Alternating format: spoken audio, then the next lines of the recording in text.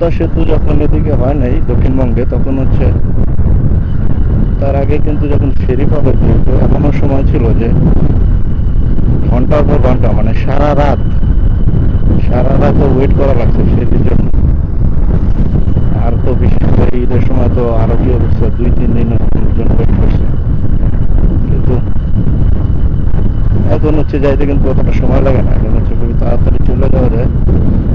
কিন্তু তারপরও হচ্ছে একটু গাড়ি, যেহেতু এখন তাড়াতাড়ি চলে যাওয়া যায়, একটু গাড়ি ঘোড়া আসলে একটু হিসেব করে চালানো উচিত, এটা আমার কাছে মনে হয়। কারণ হিউজ পরিমাণে গাড়ি, এত পরিমাণে গাড়ি বেড়ে গেছে, সবাই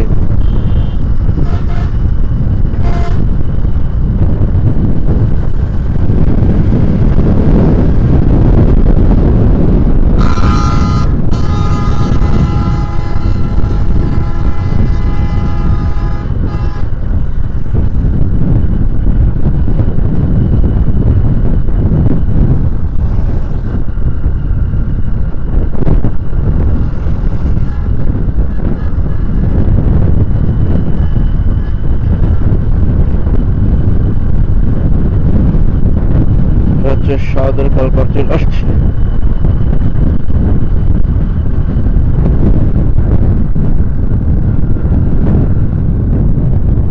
এই গাড়িটা মনে হইতেছে কি এক বেকা মনে হইতেছে, যে এটার মাথা একদিকে আর পিছন সাইড আরেক দিকে।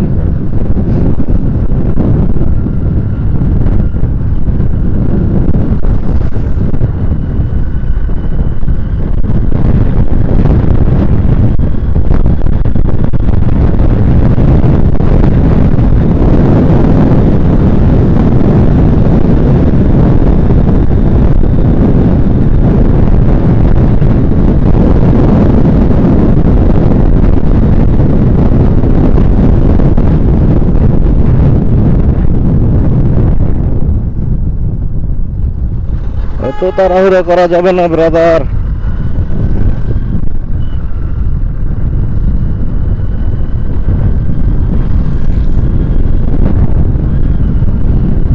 মেন রাস্তাটা বড় হওয়ার কারণে আসলে, মানে মেন রাস্তা বড় না, এমন বড় হয়েছে আসলে যেখানে মানুষজন মনে হয় হাঁটার বা পারাপারটা খুবই রিস্কি হয়ে যেতেছে।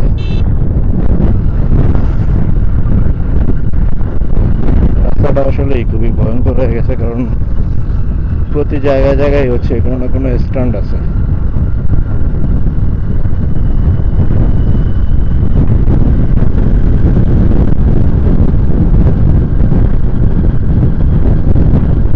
আমি চলে আসছি প্রায়, তো হচ্ছে আমাদের সর্বোচ্চ 1 মিনিট লাগতে পারে।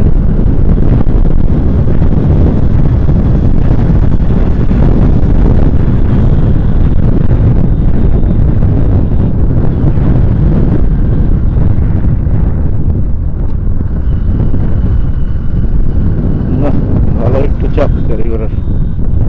তো সবাই ভালো থাকুন, সুস্থ থাকুন, দেখা হবে সামনে কোনো ব্লগে। আল্লাহ হাফেজ।